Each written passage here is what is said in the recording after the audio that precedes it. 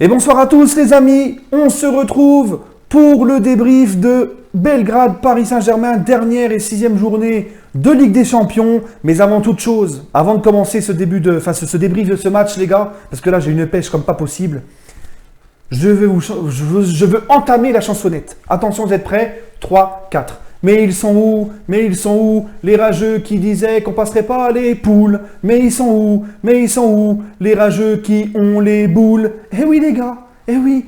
Combien j'en ai entendu, hein? Et même des supporters parisiens. Au début, quand j'ai fait ma vidéo, quand il y a eu le tirage au sort de cette poule, j'avais fait une vidéo, elle est encore sur ma chaîne, où j'avais donné mon avis sur cette poule.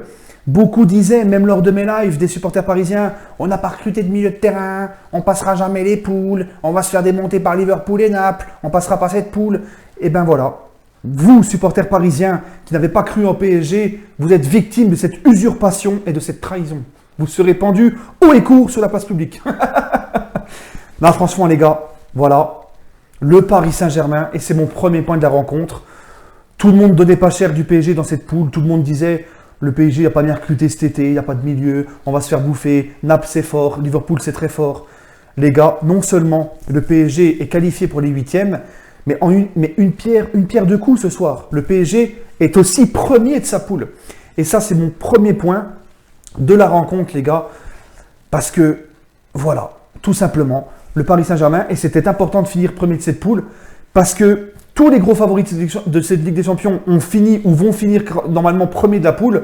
Donc ça nous évite un énorme en 8e de finale, un énorme adversaire en 8e.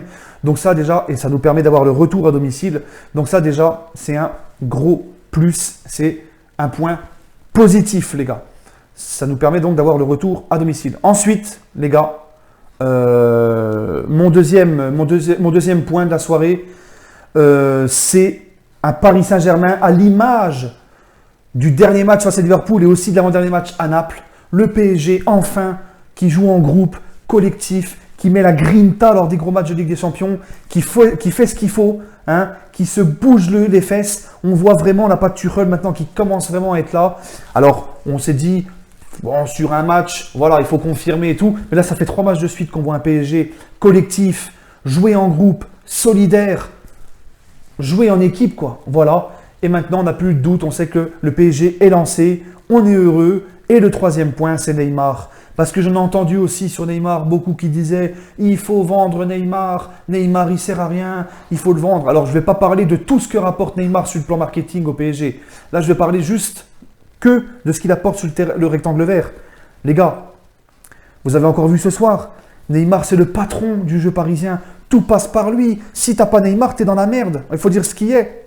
Neymar, tous ceux qui voulaient le vendre, qui n'ont pas eu confiance en lui, et bien maintenant, vous avez, voilà, voilà, vous l'avez encore, vous avez l'air con, tout simplement. Parce que Neymar, alors oui, il n'a pas été bon, c'est vrai, à Liverpool. Oui, il a été un petit peu, mais Neymar, les gars, il a été blessé 3 mois, il est revenu vite pour le mondial, il n'était pas encore à 100% physiquement. Et là, Neymar, on voit en plus que Tuchel l'a un peu recadré, il l'a un peu remis dans le bon sens. Là, il est chaud, il est bien physiquement, malgré qu'il a ces petits problèmes aux adducteurs qui n'étaient même pas à 100%. Vous avez vu le match qu'il fait, les gars.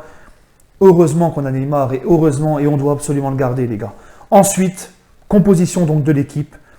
Buffon dans les cages, Kehrer à droite, Bernat à gauche, Marquinhos, Thiago Silva en défense centrale, Verratti,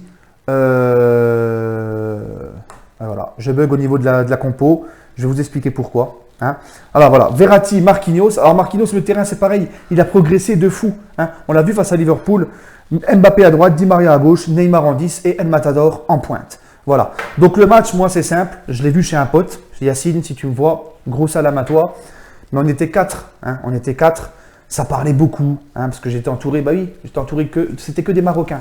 Et les Maghrébins, vous êtes des virus. On ne peut pas regarder un match sans que ça jacte et que ça se clash et que l'un il dit ça et l'autre il dit ça. Donc vu que les Marocains, ils ont la tête comme ça, surtout les Rifis, hein, les gars du Rif, ils ont la tête dure comme ça, et ben le débat il finit jamais. Les Maghrébins, vous êtes des virus. Ne regardez jamais un match de foot avec les Maghrébins. Non, je rigole les amis. Non mais c'est vrai que des fois par moment, ça parlait tellement trop, j'ai pas eu le temps de trop écouter les commentaires. J'ai pas été concentré comme d'habitude si je suis tout seul devant la télé. Mais bon, c'était un pur kiff. Hein, j'ai vu l'essentiel. Le Paris Saint-Germain, les gars, grosse première mi-temps. Un Belgrade, c'était des plots en face. Ça jouait pas. Même pas de niaque, rien. C'était vraiment très facile. Première mi-temps, ouverture du score, Mbappé, magnifique accélération, les gars, pour Cavani. 1-0. Ensuite, on pousse, on domine. Des Napolitains qui n'ont aucune réaction. Buffon, il aurait pu aller chanter avec les mecs dans le Macarena, là, je sais pas quoi, stadium, là. Et les gars, deuxième but, juste avant la mi-temps, Neymar, un chef-d'œuvre.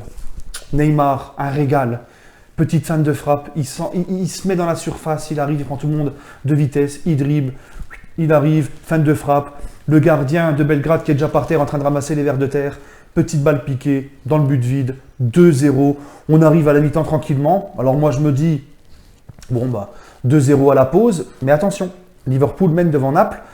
Donc attention au laisser-aller, parce que Belgrade, si tu perds le match et que Liverpool y gagne, t'es éliminé. Mais bon, là ça aurait été vraiment un scénario à la remontada, truc impossible. Oh là là, premier quart d'heure les gars. C'est un peu comme face à Naples. À Naples, premier quart d'heure on revient, t'as l'impression que les mecs ont bouffé un kebab à la mi-temps. Le PSG inexistant, le PSG méconnaissable. Belgrade qui se réveille enfin, et là, des occasions, et là, 2-1. Et là, je me dis, et là, il y a tous mes cauchemars, tous mes vieux démons de la remontada qui remontent dans ma tête. Je revois les buts je revois le penalty de Messi, les simulations de Suarez, je revois le but de Sergi Roberto, mes larmes à la fin du match. Mais en fin de compte, non les gars, on se met à l'abri par Marquinhos, coup de pied arrêté. La tempête de Belgrade est passée. Marquinhos de la tête sur un très bon coup franc de Di Maria qui vient nous sauver. Et en fin de match, la cerise sur le gâteau, Mbappé qui marque le 4e but. Mbappé qui aura fait donc une passe décisive, un but. Neymar, un but, une passe décisive. Voilà, le duo Mbappé-Neymar, magnifique. Voilà les amis, on va passer à mes tops et mes flops de cette rencontre. Dans mes tops, je vais mettre Verratti au milieu de terrain que j'ai trouvé très bon, omniprésent, très très bon. Là, je mets vraiment les top hein, de ce que j'ai pu voir dans le match. Ensuite, Neymar pour l'ensemble de son match, un but, une passe décisive, encore magnifique. L'organisateur du jeu, la base du jeu, voilà Neymar, le patron, le vrai patron Neymar. Mbappé, parce que Kiki, là, nous a fait un vrai match de Ligue des Champions. But, passe décisive, très à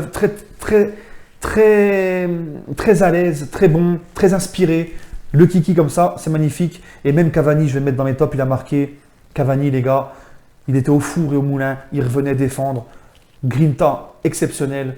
Voilà, voilà les gars. Puis voilà, puis encore une fois, le petit détail du match, on voit qu'on n'a vraiment pas besoin de Rabiot. Hein, tous ceux qui continuent à encenser Rabiot, on voit qu'on n'a pas besoin de lui. Les 3 matchs qu'on fait en Ligue des Champions où il n'est pas là, on gagne 2 matchs avec la manière et un très bon match nul à Naples. Donc, puis on met de l'intensité. Donc voilà les gars, gros coup de chapeau à tout le monde. On est en 8e, on va attendre avec impatience le tirage au sort. Voilà les amis, sur ce, passez une agréable soirée. N'hésitez pas à mettre vos tops, vos flops, à mettre vos réactions. Il faut profiter, il faut kiffer. Nous sommes en 8e de finale de la Ligue des Champions les gars. Sur ce, grande dédicace aux Napolitains qui vont faire la Ligue Europa. Voilà, sur ce les amis, je vous souhaite à tous une agréable soirée. Et allez Paris les gars!